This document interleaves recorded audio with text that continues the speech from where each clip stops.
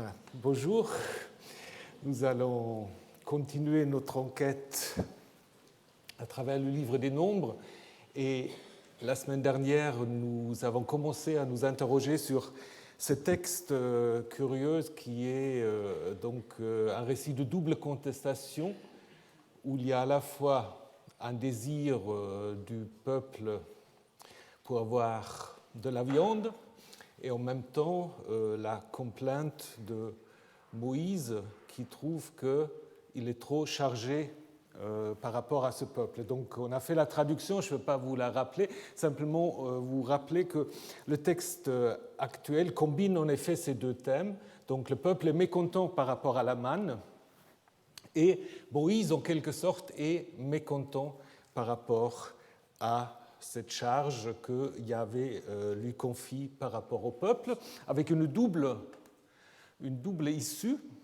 Il y aura l'esprit de Moïse qui sera reparti sur les 70 anciens, qui commencent à prophétiser. Et Yahvé écoute aussi la demande de viande, mais cette demande-là aura une issue moins bien, parce que avant même que le peuple puisse profiter de cette viande, on nous dit qu'il y a un grand coup qui va les frapper. Donc il y a là un issue négatif. Donc le récit, en fait, combine ces deux thèmes. Et par cette combinaison, en fait, on va avoir une sorte de complexification d'un schéma traditionnel qu'on connaît dans beaucoup de récits, qu'on appelle souvent deutéronomistes, parce qu'inspiré par la théologie du Deutéronome, à savoir le peuple désobéit, la colère divine se manifeste, un prophète, Moïse, ou un autre prophète intercède, et puis cette intercession réussit à détourner Yahvé de sa colère. Ça, c'est le schéma traditionnel. Par contre, si vous regardez ce qui se passe ici, c'est un peu plus compliqué, c'est pas si simple, parce que l'intervention de Yahvé ici, elle est double, comme je vous ai dit, elle est positive par rapport à Moïse, mais négative par rapport au peuple. Et aussi, il y a une ambiguïté par rapport à l'intercession de Moïse, parce que Moïse, en fait, intercède pas vraiment pour le peuple, il se plaint plutôt auprès de Yahvé, et il doute même de la puissance de Yahvé. Donc, c'est quelque chose de différent, et les accusations que Moïse va formuler à l'égard de Yahvé, si vous connaissez bien votre Bible, ça vous rappelle en fait les complaintes de Job, et aussi ce qu'on appelle parfois les lamentations de Jérémie. Donc c'est en fait des textes assez durs qui accusent Yahvé d'être un peu un sadique, voire un méchant. Vous allez voir ça un peu plus en détail dans un moment. Donc c'est un texte récent qui présuppose, évidemment, nous allons le voir aussi, le texte d'Exode 16, le récit de la manne, du don de la manne. Pour ceux qui ont suivi il y a quelques ans le cours sur l'Exode, vous vous souvenez peut-être sur l'origine du don de la manne et des cailles, qui est un texte donc sacerdotal. Donc ça veut dire, si Nombre 11 présuppose ce texte, ça doit nécessairement un texte plus récent, un texte post-sacerdotal, et aussi un texte post-deutéronomiste, puisqu'il en fait transforme la théorie de l'intercession deutéronomiste. On peut montrer cette idée qu'il s'agit d'un texte récent aussi encore par une autre comparaison. De nouveau, si vous êtes lecteur assidu de la Bible, vous savez que en fait, il y a 3 récits dans la Torah qui parlent de la décharge de Moïse. Il y a Exode 18, où Moïse, en fait, est débordé par ses activités juridiques, et c'est Jéthro, son beau-père, qui lui conseille, en fait, d'établir un certain nombre de juges par groupe du peuple. Ensuite, en Deutéronome 1, C'est Moïse lui-même qui prend l'initiative sans qu'on parle de son beau-père Jéthro. Et finalement, ici, au nombre 11, c'est Yahvé lui-même qui intervient. Si vous regardez ensuite les situations, vous vous rendez compte aussi que là, il y a des changements. En Exode 18, la situation est tout à fait concrète. Moïse ne se plaint pas du tout, mais il est là du matin jusqu'au soir en train de juger le peuple, et son beau-père lui dit « mais ça ne va pas du tout, tu vas te tuer à la tâche, donc il faut te faire remplacer par des juges ». En Deutéronome 1, la situation est déjà un peu plus générale parce que Moïse rappelle d'abord que le peuple est devenu très grand et comment alors pourrait-il porter tout seul le peuple. Finalement, on va quand même aussi parler de l'installation des juges. Par contre, ici, au nombre 11, est-ce qu'on parle encore du juge ? Plus du tout. Donc ce thème précis a disparu. Là, il s'agit plutôt, de manière générale, qui seront, d'une certaine manière, les successeurs de Moïse. Donc le sujet est différent, donc ce qui montre là aussi que nous sommes de nouveau dans un texte qui présuppose les textes antérieurs. Nous sommes déjà dans un esprit un peu midrashique. Je vous ai dit que le livre des Nombres, c'est aussi un peu le début même du réflexe midrashique, à savoir de prendre des traditions plus anciennes, de les réécrire, de les adapter à une nouvelle situation. Dans la version finale de ce texte, c'est en effet un texte qui exprime des oppositions entre deux dons de l'esprit à l'ensemble du peuple, représenté par les 70 anciens, et le jugement divin qui s'abat sur le peuple à la fin à cause de ses désirs de viande. Donc il y a là une opposition entre une idée idéale et la dure réalité. Dans le Nouveau Testament, c'est un peu cette opposition entre la chair et l'esprit chez Paul et d'autres. Et c'est une opposition qu'on trouve aussi dans d'autres textes de l'époque perse. Par exemple, dans le livre d'Ésaïe, vous avez ce qu'on appelle le deuxième Ésaïe, les chapitres 40 à 55 de ce livre, rédigé après l'arrivée des rois perses, qui en fait pensent qu'en effet l'ère du salut est arrivée. Cyrus est célébré comme le Messie de Yahvé, donc tout va être bien, nouvelle création, tout le monde va revenir. Et donc cet espoir magnifique est ensuite un peu, comment dire, modifié, il y a une sorte de douche froide ensuite, si vous prenez les chapitres 56 à 66, où tout d'un coup on se rend compte que ce n'est pas si idéal, ce qu'on appelle le troisième Ésaïe parfois, qui se termine en effet à la fin par une annonce de jugement en Ésaïe 66, donc avec des cadavres, des hommes qui vont jonger les rues, un peu comme en Nombre 11. Donc un peu le même esprit entre une situation idéale et une situation donc, de jugement divin. Donc c'est clair que nous avons là un texte composite qui, dans sa forme déjà la plus ancienne, présuppose les textes sacerdotaux de l'Exode. Voilà. Alors maintenant, on va regarder un peu plus en détail ce texte qui commence avec les pleurs du peuple. Les pleurs du peuple, mais le peuple est précédé par la présence d'un groupe qu'on ne sait pas très bien traduire. Ce groupe, c'est Asaf-Souf. Asaf-Souf. On traduit souvent par un ramassis. C'est en effet construire sur la racine Asav, qui joue un rôle important dans ce texte. Asaf-Souf, ramassis, pourquoi est-ce qu'on parle d'un ramassis de gens ? C'est curieux, hein ? Peut-être c'est lié à un autre texte qui a également une expression bizarre, en Exode 12, 38, où on nous dit que lors de l'Exode, il y a une population mêlée, mélangée, Erev Rav, qui montait avec les Hébreux au moment de l'Exode. Donc ça veut dire qu'il y a des gens d'autres ethnies apparemment qui montent au moment de l'Exode, qui profitent en fait de la situation pour se joindre aux Hébreux. Et pourquoi on dit ici qu'il y a ces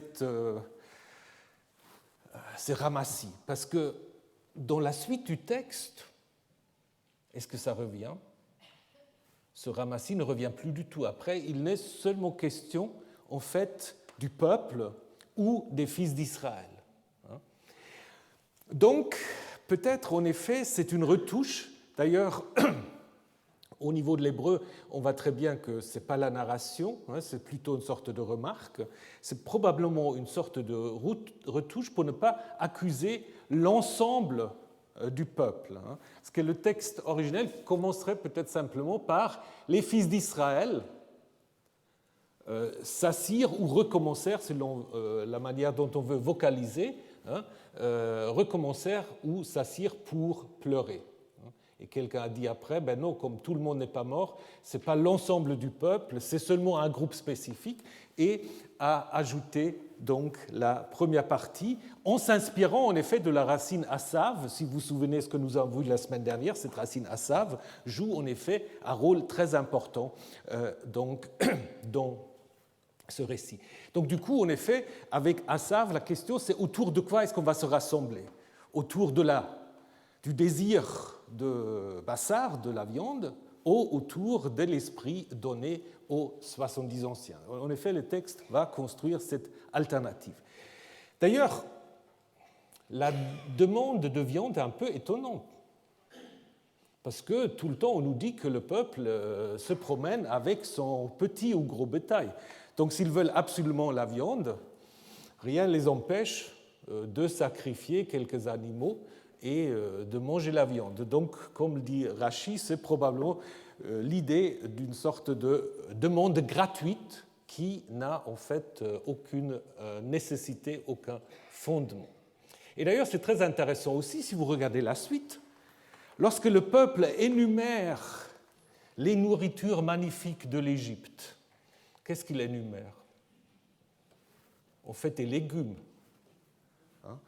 À part du poisson, le peuple n'énumère en fait que des légumes et des fruits, des pastèques, des concombres, de l'ail et ainsi de suite. Donc c'est un texte assez ironique. D'ailleurs, c'est plutôt en fait pas tellement une nourriture de festin, c'est plutôt la nourriture des corvéables. Et ensuite aussi l'idée que nous avons mangé pour rien, chinam. Pour rien, ça semble aussi oublier un peu le fait qu'en tant que corvéables, les Hébreux n'avaient pas tellement la nourriture pour rien. Donc, je pense en effet, ce texte, dès le début, se moque un peu de cette demande du peuple. Maintenant, dit le peuple, notre vie se dessèche. Notre vie se dessèche. Nefesh, nefesh. Yavesha... donc nafshulu yavesha, donc être sec, ça fait penser à quoi? Ça fait penser en fait à la grande vision des ossements dans le livre d'Ézéchiel, qui est construit aussi autour de cette parole du peuple qui disent « nos os sont desséchés ». Donc c'est apparemment une sorte d'adage qui a eu lieu après la destruction de Jérusalem, à l'époque de l'exil ou au début de l'époque perse, où la situation était difficile, et beaucoup de gens se sont certainement dit, voilà, c'est fichu, c'est foutu, notre vie se dessèche ou nos os se dessèchent. Donc, en Ézéchiel 37, on va utiliser cet adage pour faire cette magnifique vision des ossements qui reprennent chair et vie. Ici, on va plutôt utiliser cette citation pour dénoncer ce qui, selon l'auteur de ce texte, est en effet une revendication qui n'est pas légitime. Après cela, quelqu'un se dit, mais est-ce qu'il ne faut pas que j'explique un peu ce que c'est la manne? C'est pour cela que vous avez tout un excursus qui, sans doute, ne fait pas partie du récit ancien. Quelqu'un qui va nous donner, en fait, en s'inspirant en partie d'Exode 16, un petit excursus botanique sur ce que c'est la manne. Alors on apprend que la manne était comme de la semence de coriandre, et les deux textes aussi, que ça, apparemment c'était quelque chose plutôt de sucré, gâteau à l'huile ou alors pâtisserie du miel en Exode 16, et que c'était lié à la rosée, parce que pour les anciens, on imagine que la rosée tombait du ciel durant la nuit, et donc on imaginait que la manne tombait avec la rosée. Alors, qu'est-ce que c'est la manne? Vous avez déjà mangé la manne? Ah, on peut, hein. Bon, là, voilà. Là, vous avez des grains de coriandre. Donc, bon. Au XIXe siècle a commencé une sorte d'intérêt un peu, qu'est-ce qu'il faut dire, naturaliste pour ces questions. Et il y a eu deux naturalistes allemands qui se sont en effet, qui ont voyagé au Sinaï à la recherche de la manne. Alors ils ont trouvé en fait une sorte d'arbuste, un tamaris, qui donne une sorte de manne parce qu'il est colonisé par une sorte de petit insecte, une cochenille, qui produit une sorte de substance, surproduit une sorte de substance qui après donc se cristallise et devient une sorte de sucre qui tombe et donc qu'on peut ramasser.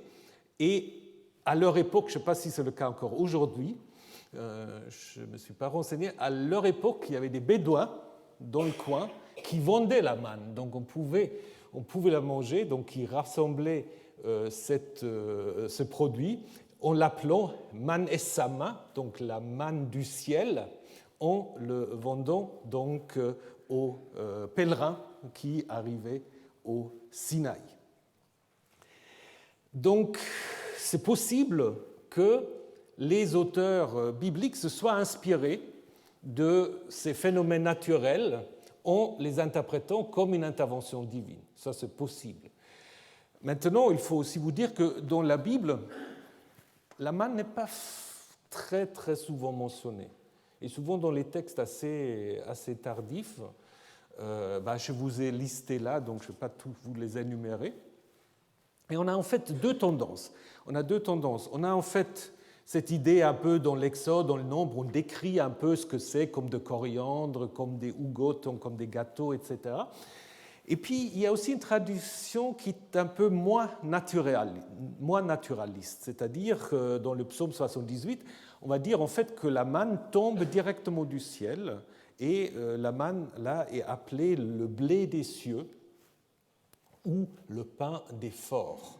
Donc là, ce n'est pas tellement l'idée qu'il faut expliquer ce que c'est une sorte d'ambroisie hébraïque, donc une sorte de nourriture céleste qui est donnée au peuple. Et donc cette compréhension mythologique, évidemment, vous le trouvez très fréquemment dans la mythologie grecque. Hérodote aussi parle des nourritures céleste chez les Éthiopiens qui auraient une sorte de table du soleil où ils peuvent manger constamment, et aussi les Hyperboréens qui en fait ont chez eux des nourritures magnifiques, un climat magnifique, etc.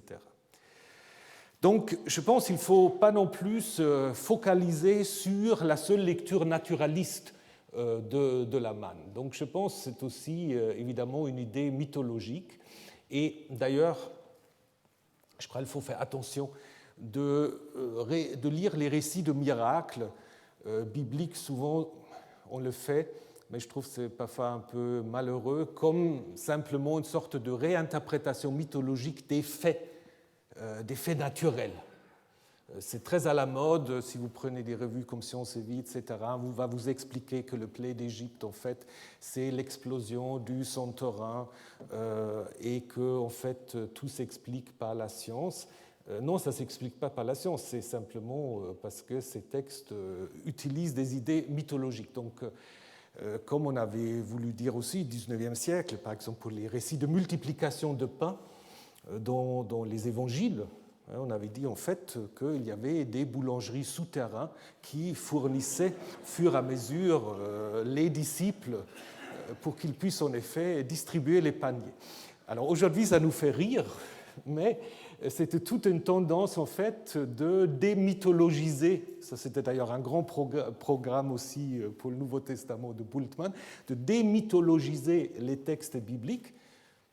Mais les textes bibliques sont des textes mythologiques. Donc, ça ne veut pas dire qu'on peut reprendre de temps à autre, évidemment, des phénomènes naturels. Par exemple, si vous prenez le récit des plaies, qu'il y a des invasions des criquets, ça c'est tout à fait normal jusqu'à aujourd'hui. Mais de vouloir en fait réduire l'ensemble de ces récits de miracles à des faits scientifiques que les auteurs un peu médiocres auraient ensuite interprété comme des interventions divines, ça je crois c'est une mauvaise lecture.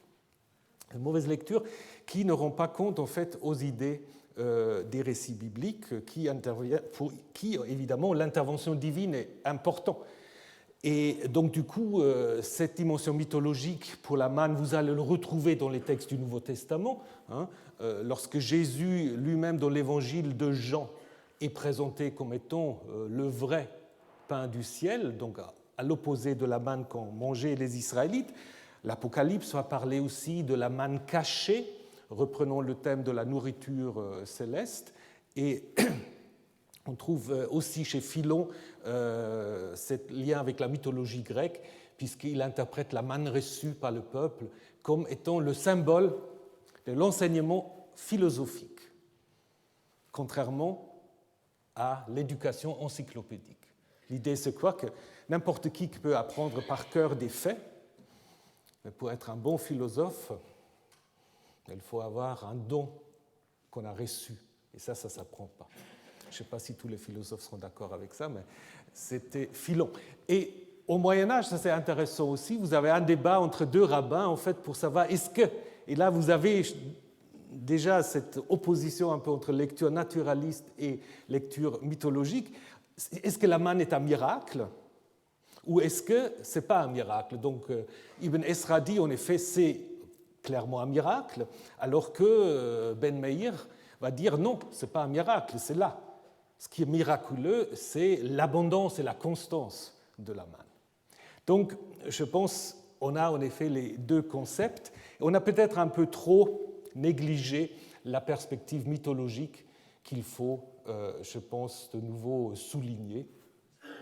On ne fait pas tort aux textes bibliques quand on dit qu'il s'agit de textes mythologiques.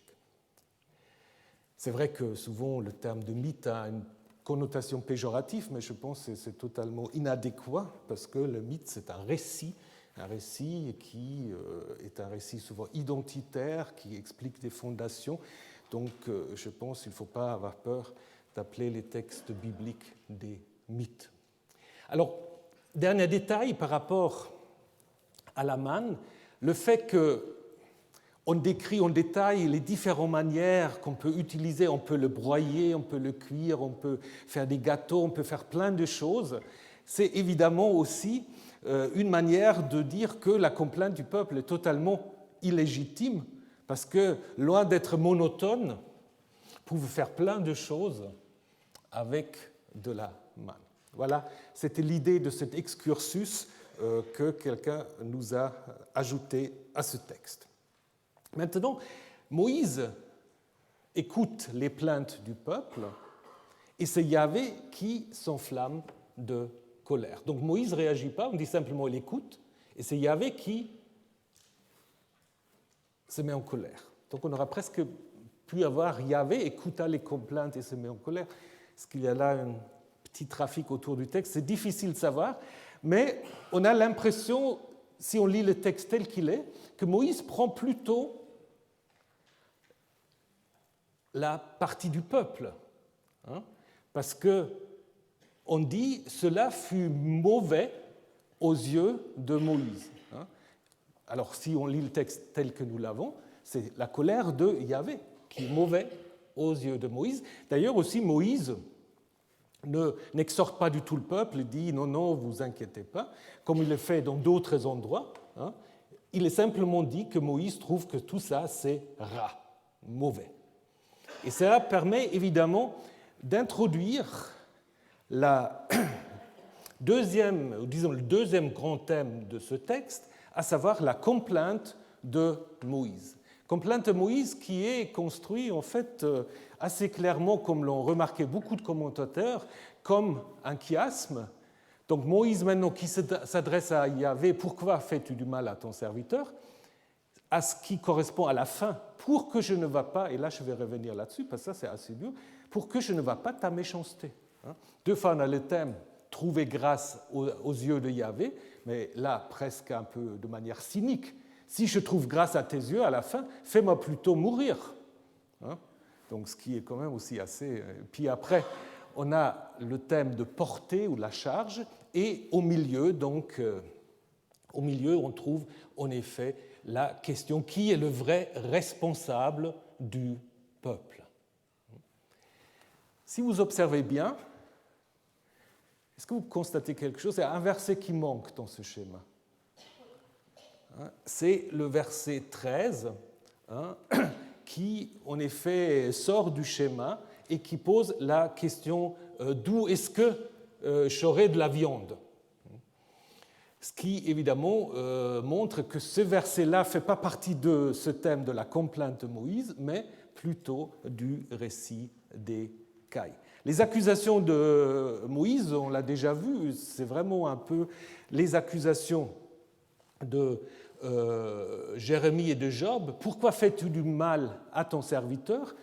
Le seul parallèle possible, c'est au début de l'Exode, mais là, c'est plutôt par rapport au peuple. Pourquoi m'as-tu envoyé? Pourquoi fais-tu du mal à ton peuple au moment où les négociations n'aboutissent pas? Et ensuite, on va passer à une image très intéressante où, en effet, si vous prenez le verset 12, est-ce que moi qui ai conçu ce peuple ou est-ce que c'est moi qui l'ai enfanté? Donc, qu'est-ce qu'il sous-entend, Moïse? Évidemment, ce n'est pas lui. Mais si ce n'est pas lui, c'est qui? C'est Yahvé. Et donc là, en effet, Yahvé est présenté comme une mère qui a conçu et enfanté Israël. Donc là, Yahvé, ce n'est pas le Dieu barbu tel qu'on le trouve dans plein de représentations à la chapelle Sixtine et ailleurs. Là, Yahvé est une mère qui a conçu et enfanté son peuple. Et Moïse, en fait, est la nourrice. Moïse est la nourrice, bien que le terme est mis ici au masculin, mais c'est quand même un terme technique utilisé pour la femme qui nourrit, et Israël est en effet appelé ici Yonek, c'est lui qui suce, donc un bébé qui a besoin d'être allaité. C'est très intéressant. Des images féminines qui sont utilisées à la fois pour Yahvé et pour Moïse. Où est-ce qu'on trouve encore des images féminines pour Yahvé dans la Bible? Vous le trouvez surtout dans le deuxième Ésaïe. Dans le deuxième Ésaïe, où, par exemple, je vous ai mis juste deux exemples, une femme oublie-t-elle son nourrisson, même si, ce qui n'arrive pas normalement, même si elle oubliait, moi, je ne t'oublierai pas. Donc Yahvé se compare en effet à une femme qui prend soin de son nouveau-né. Ou alors encore, comme un homme que sa mère reconforte, c'est moi qui vous reconforte. Il y a encore un autre texte qui me vient à l'esprit maintenant, j'aurais pu vous le mettre aussi, c'est encore plus loin, c'est que Yahvé, en effet, se compare à une femme qui enfante, qui est dans les douleurs. Comme une femme en douleur, je vais vous donner une nouvelle naissance, donc pour symboliser la recréation d'Israël. Un texte aussi du Deutéronome, on peut encore le mentionner, où c'est Yahvé de nouveau qui est comparé à un rocher qui t'a engendré, donc Israël, tu as oublié le Dieu qui t'a mis au monde. Donc vous avez un certain nombre de textes où Yahvé est présenté non pas comme un Dieu mâle, mais comme une déesse. Et ça vient d'où? Ben, ça vient des textes qui, en effet, sont des textes les plus monothéistes de la Bible. Donc, dans le deuxième Ésaïe, on va en effet expliquer qu'il n'y a que Yahvé qui est Dieu, qu'il n'y en a point d'autre. Et donc, du coup, ben, au moment où on a mis de côté les déesses, ben, on est un peu obligé de se poser la question de la gestion du féminin, parce que normalement, dans un système polythéiste, pour des questions de fertilité, etc., vous avez en effet toutes sortes de déesses auxquelles on peut donc s'adresser. Au moment où vous avez un seul Dieu, qui est le Dieu unique, il ne faut pas seulement avoir des images masculines, bien que celles-ci l'ont emporté finalement, il faut aussi avoir des images féminines. Et c'est probablement dans ce contexte-là qu'il faut aussi situer nombre 11. Donc, ces images sont minoritaires dans les textes bibliques, donc finalement c'est quand même l'image avec laquelle tout le monde a fait son éducation religieuse, donc l'image d'un Dieu barbu, mâle, etc., qu'il a emporté, mais vous voyez qu'à l'intérieur des textes bibliques, il y avait d'autres approches qui peut-être ne se sont pas imposées à cause du fait que les auteurs bibliques, c'est tous des hommes. Je ne crois pas qu'il y a beaucoup de femmes qui ont écrit des textes bibliques. C'est comme ça. Voilà. Alors, donc, ces images féminines sont donc liées à cette idée que Moïse dit à Yahvé, « Tu m'as dit, porte-le dans ton sein, comme la nourrice porte le nourrisson. » Donc là, il y a une sorte de citation, « Tu m'as dit que », mais si vous cherchez dans les textes bibliques l'endroit où Yahvé aurait dit ça à Moïse, vous ne le trouvez pas. Alors soit c'est une sorte de réinterprétation de Moïse ici, où ça fait allusion à d'autres textes, parce qu'il y a deux textes où Moïse intercède pour le peuple, et où en fait le thème c'est toujours un peu pareil, où il insiste sur le fait que le peuple, ce n'est pas son peuple à lui. Chaque fois, il avait dit « mais ton peuple a fait ceci et cela », et Moïse dit « attention, ce n'est pas mon peuple, c'est le tien ». Donc, une sorte de match, chacun se renvoie un peu la balle, Exode 32 et 33. Et puis, c'est probablement inspiré par ces textes-là. D'ailleurs, il y a un certain nombre de liens entre Exode 33 et Nombre 11. C'est probablement non Exode 33 qui est un peu le modèle pour Nombre 11, parce que là aussi, on trouve l'attente de la rencontre, on va en parler, l'expression aux yeux de, trouver grâce aux yeux de, à l'intérieur, Bekeref, etc. Donc c'est possible que Nombre 11 s'inspire donc de ce texte. La fin de cette citation a d'ailleurs un petit problème grammatical, parce que Moïse dit « tu m'as dit que », donc il cite Yahvé qui parle à la première personne, et qui dit « tu m'as dit », citation de Yahvé, « porte-le dans ton sein, comme la nourrice porte le nourrisson, vers le pays que tu as promis par serment à ses pères. » Donc si c'est Yahvé qui parle, ça devient un peu curieux.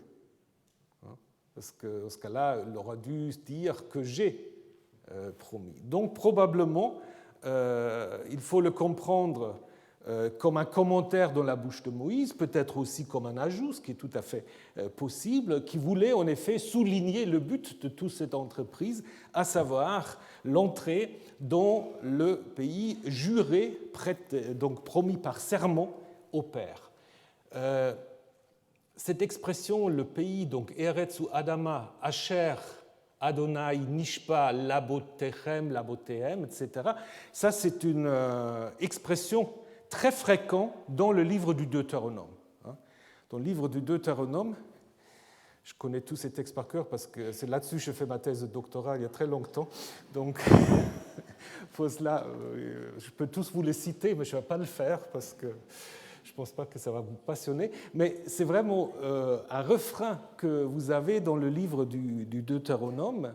Et donc, du coup, peut-être c'était aussi inséré ici pour préparer la suite des nombres, à savoir le livre du Deutéronome. La fin de ce grand discours de Moïse, si tu agis ainsi avec moi, tue-moi, fais-moi mourir, si je trouve grâce à tes yeux, pour que je ne vois pas ta méchanceté. Ça ne se trouve pas comme ça dans le texte massorétique. Dans le texte massorétique se trouve pour que je ne vois pas mon malheur. Ce qui est, voilà, donc vous avez l'air de dire oui. C'est clairement une correction. Le texte massorétique est clairement une correction, et c'est probablement un de ces cas qu'on appelle les tikkuné sophérim, correction de scribe. Alors, selon la tradition, en fait, évidemment, les massorètes qui ont vocalisé le texte hébreu n'ont jamais altéré le texte hébreu, même si ça les embêtait. Alors, ils ont fait des petites... Ils ont fait la différence entre le ketiv et le keré, ce qui est écrit, ce qu'il faut prononcer, tout en laissant le texte consonantique. Mais la tradition dit qu'il y a 18 cas dans le Tanakh, dans la Bible, où il y avait des versets tellement gênants qu'ils ont manipulé, changé, altéré le texte consonantique qu'ils avaient trouvé. Malheureusement, on n'a pas de liste de ces 18.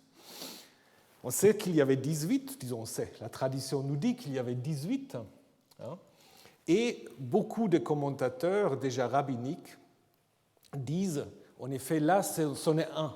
Et je pense là, ils ont raison, parce qu'on comprend très bien pourquoi on a changé pour que je ne vois pas ta méchanceté en pour que je ne vois pas mon malheur. Donc ça, je pense, on peut assez facilement comprendre. D'autres cas où c'est très clair, c'est par exemple dans le livre de Job.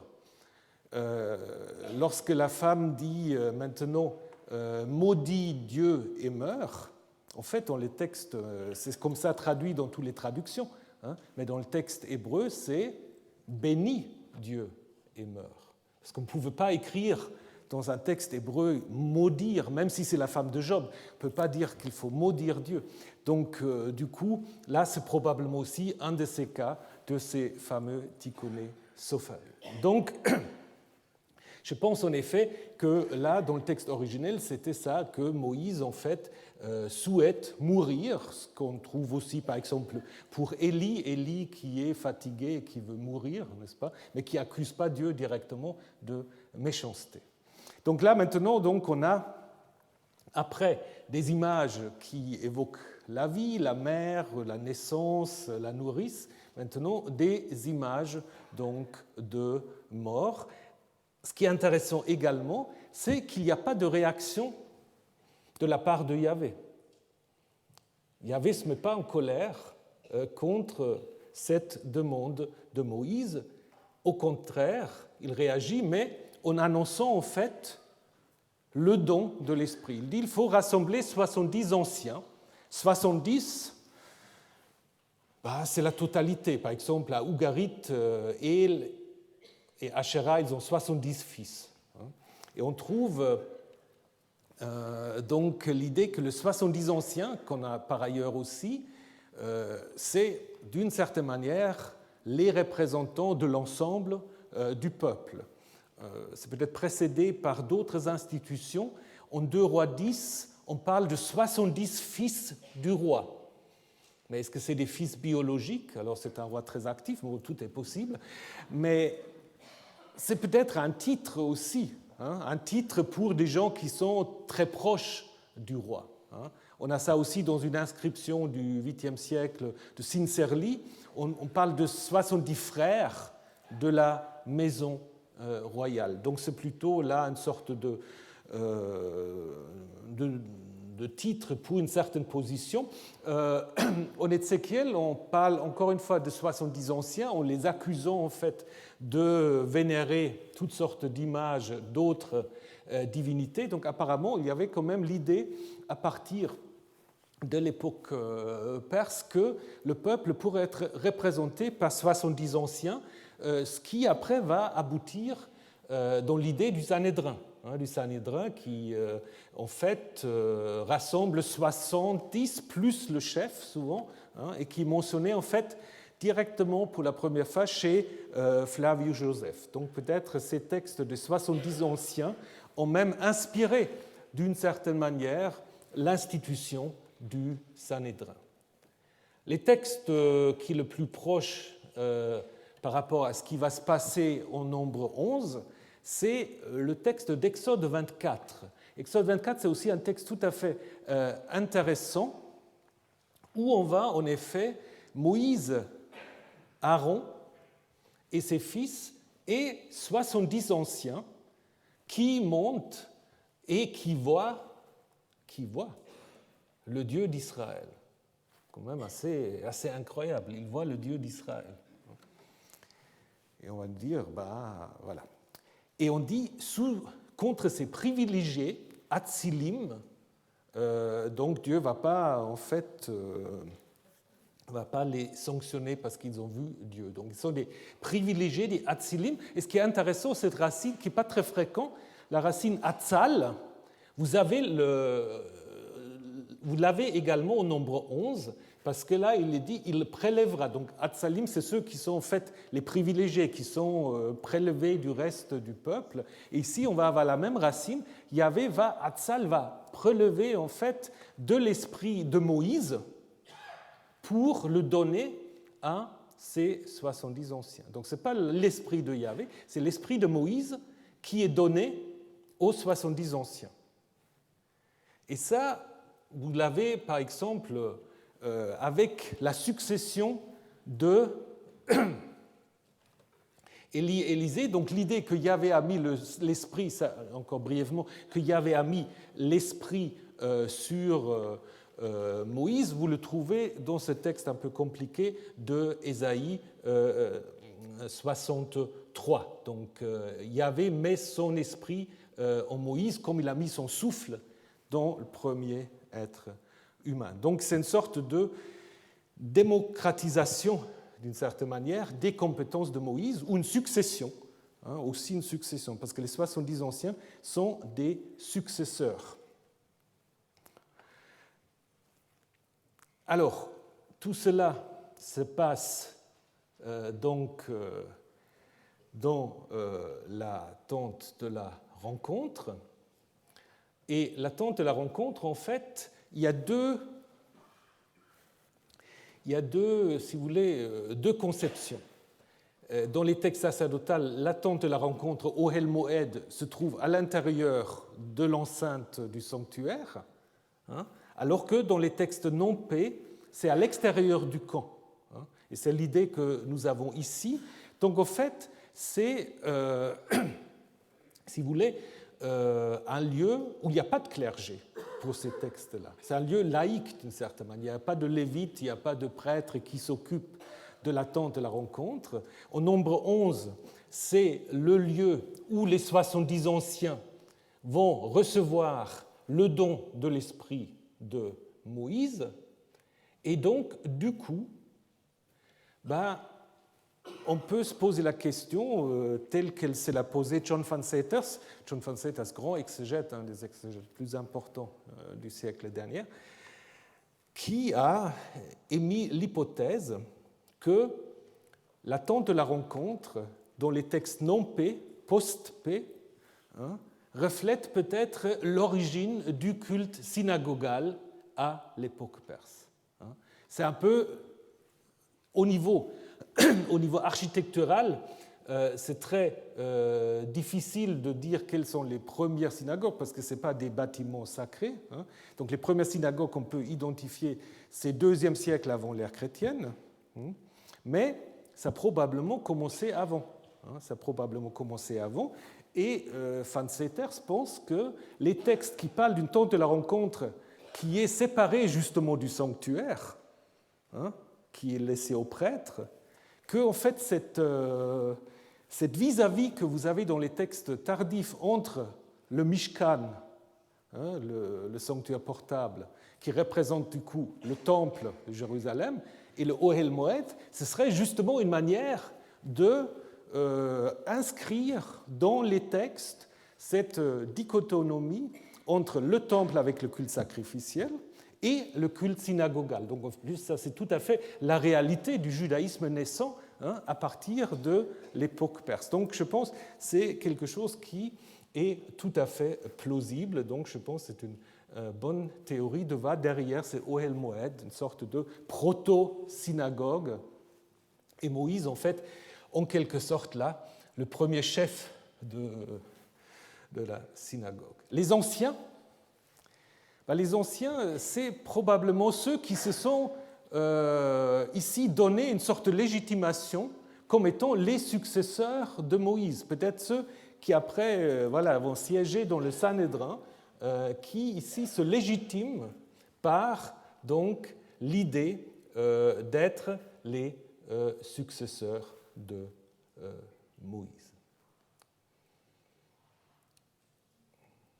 Alors, ensuite vient donc la réponse de Yahvé. Alors là, j'ai perdu des choses. J'ai perdu des choses dans mon PowerPoint. Ah, c'est ennuyeux, parce qu'il y a des choses que je voulais vous montrer encore, et je ne sais plus. Ils sont partis. Bon, ce n'est pas bien grave.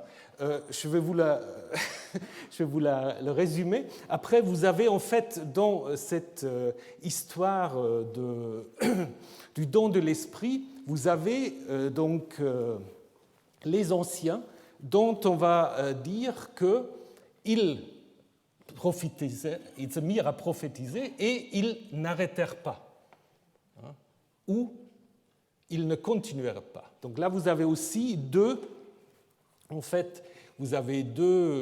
versions différentes. Et probablement là aussi, on peut se dire que dans la version originelle, vous avez en effet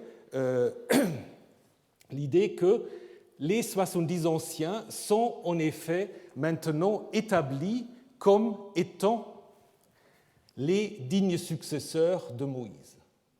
Et à la suite de cela, on aurait donc voulu insister quand même sur le fait que Moïse, c'est quand même quelqu'un qu'on ne peut pas remplacer aussi facilement. Donc, du coup, on avait l'idée, en fait, qu'il s'agit là plutôt d'un événement qui n'a pas duré. Donc là, probablement aussi, de nouveau, une sorte de correction. Et après interviennent ces deux personnages, Eldad et Médad. Vous vous souvenez, on dit en fait, Eldad et Médad étaient dans le camp, ils n'étaient pas sortis, et l'esprit tomba quand même sur eux. Et ils se mirent à prophétiser dans le camp. Et Josué, dont on va nous dire Josué qu'il est le serviteur de Moïse depuis sa jeunesse, va-t-on dire, expression aussi assez singulière que nous avons ici pour Josué. Donc de Josué, on va dire qu'il vient voir Moïse et il dit à Moïse « Arrête-les ». Et Moïse dit « Mais pourquoi ? Pourquoi es-tu jaloux pour moi ? Si tout le peuple était un peuple de prophètes sur lequel Yahvé mettrait son esprit. » Et là, évidemment, ça fait penser à des textes comme dans le livre de Joël. Dans le livre de Joël, le chapitre 3, on va dire « À la fin des temps, Yahvé va donner son esprit sur tout le peuple, et vos jeunes gens, vos anciens, tout le monde va prophétiser. » Donc l'idée qu'à la fin du temps, il n'y a plus besoin de prophètes, il n'y a plus besoin d'intermédiaires, tout le peuple de Yahvé sera un peuple de prophètes. Et Moïse, dans cet épisode-là de Eldad et Médad, va en effet se faire le porte-parole de cette idée d'une démocratisation de la prophétie. Eldad et Médad, sait pas très bien ce que veut signifier ces noms. C'est la racine qui est la même que pour David, bien aimé. Eldad, c'est peut-être El, le dieu El aime, ou aimé de Dieu, Medad, même racine. Donc c'est sans doute une sorte de code pour un groupe charismatique de prophètes qui revendiquent, et puis on le voit dans plusieurs textes que ça crée parfois des problèmes, donc qui revendiquent en fait cet libre accès à l'esprit. Alors qu'après, dans le judaïsme, on va avoir une idée très très différente. Dans le judaïsme, après, on va avoir l'idée que la vraie prophétie, ou le vrai prophète, c'est qui ? C'est un prophète mort, c'est-à-dire un prophète dont on a les rouleaux, avec l'idée qu'à l'époque perse, la prophétie s'arrête. Ça, c'est quelque chose que vous allez trouver dans le Talmud après. Et là, vous avez plutôt une revendication quand même d'un groupe prophétique qui, en effet, dit non, la prophétie, elle continue. Et Moïse est récupéré d'une certaine manière pour faire l'apologie de ce type, en fait, de prophétie. Donc, une sorte de petite niche qu'on a trouvée ici pour l'idée d'une continuation de la prophétie via ces deux figures de Eldad et Medad. Eldad et Medad, qui d'ailleurs ont eu une petite histoire à la réception, parce que dans un livre chrétien du IIe siècle, qu'on appelle le Pasteur de Hermas, on trouve l'idée qu'il y avait un livre qui aurait contenu les prophéties de Eldad et de Medad. On n'a pas trouvé ce livre. Mais il y a aussi une tradition rabbinique qui dit dans ce livre de Eldad et Medad, il y avait des annonces sur la venue du Messie, précédées de la venue de Gog et Magog. Donc évidemment, on s'est inspiré d'autres textes bibliques pour donner un peu du lien, disons, du contenu à tout cela. Et donc, cette histoire montre en effet comment, à l'intérieur du livre des Nombres, ce petit groupe de prophéties charismatiques qui a revendiqué une sorte de continuation de la prophétie a quand même trouvé un petit lieu pour faire entendre aussi leurs revendications.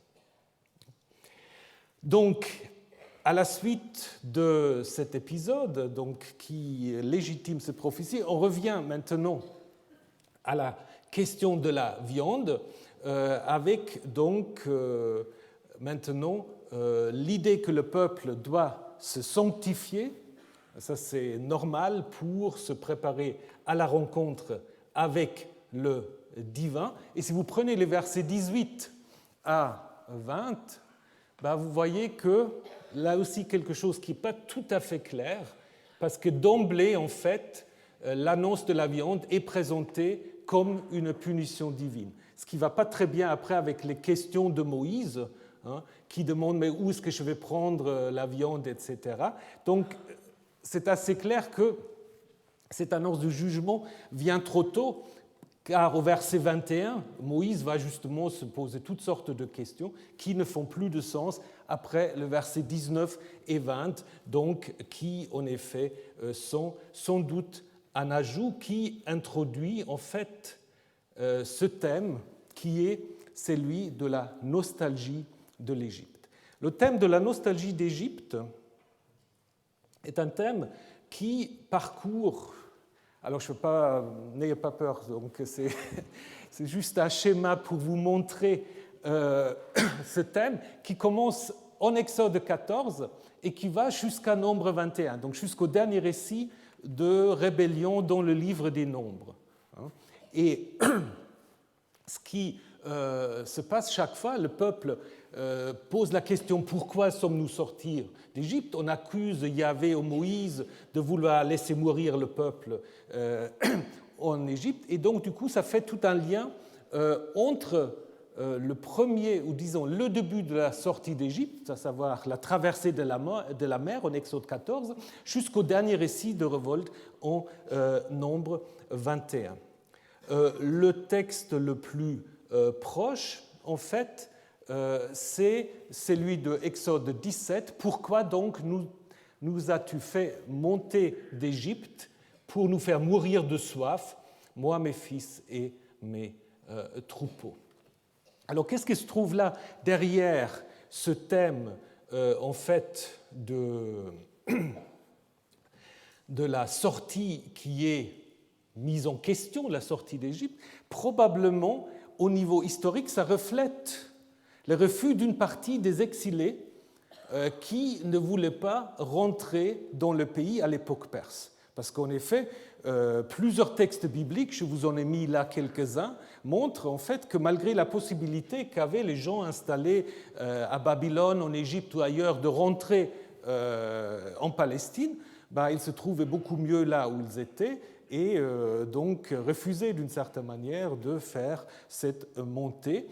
Et c'est très intéressant parce que d'une certaine manière, cette question elle est reprise un peu pour refléter cette interrogation. Et si vous lisez attentivement ces textes, pourquoi, vous allez vous rendre compte qu'il n'y a jamais donné de réponse à cette question. Le peuple pose toujours la question pourquoi, et sur le plan narratif, il n'y a jamais ni Moïse ni Yahvé explique.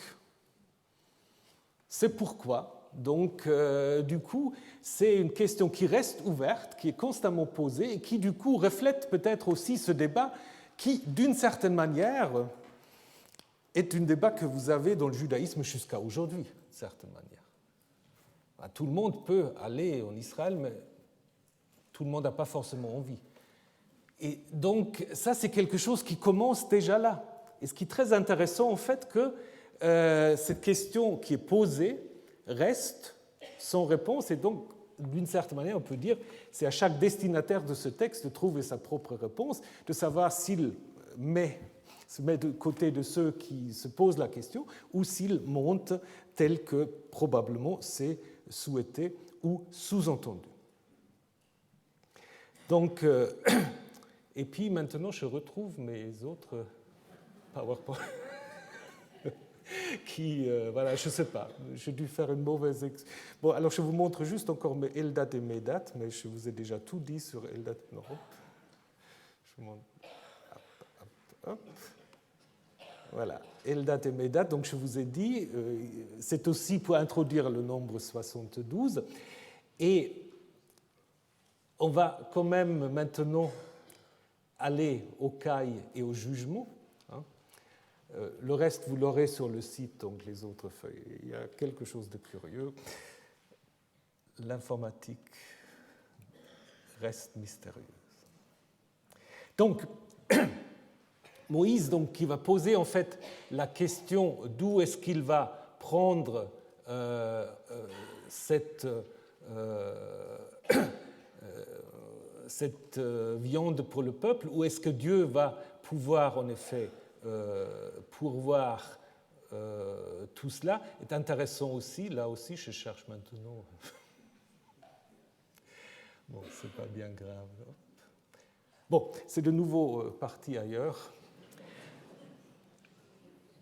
Alors, je vous le rappelle simplement. Donc, Moïse dit, mais comment peut-on faire, même si on abattrait tout le grand petit bétail, on n'aura pas assez. Même si on allait pêcher en plein désert, c'est un peu difficile, du poisson partout, ça ne suffira pas. Et Yahvé répond, mais est-ce que tu penses que mon bras ou ma main, c'est la même chose en hébreu, yad, que mon bras sera trop court? Et cela aussi est intéressant parce que si vous lisez le deuxième Ésaïe de nouveau, vous constatez que souvent on dit non, le bras du Seigneur n'est pas trop court. Donc ça veut dire quoi? Ça veut dire qu'il y avait des gens qui avaient dit ah, il est bien court le bras du Seigneur. Donc c'est-à-dire que suite à la destruction de Jérusalem, l'exil, il y avait beaucoup de gens qui avaient douté quand même de la capacité de Yahvé de s'occuper de son peuple. Et donc là du coup c'est un peu la réponse à ça. Sans doute il y avait aussi une sorte d'adage. Bon, nos os sont desséchés et le bras de Yahvé est le bien court. Et puis, deuxième Ésaïe dit non, non, c'est pas le bras de Yahvé, c'est pas du tout trop court, vous allez voir ce qu'il va faire.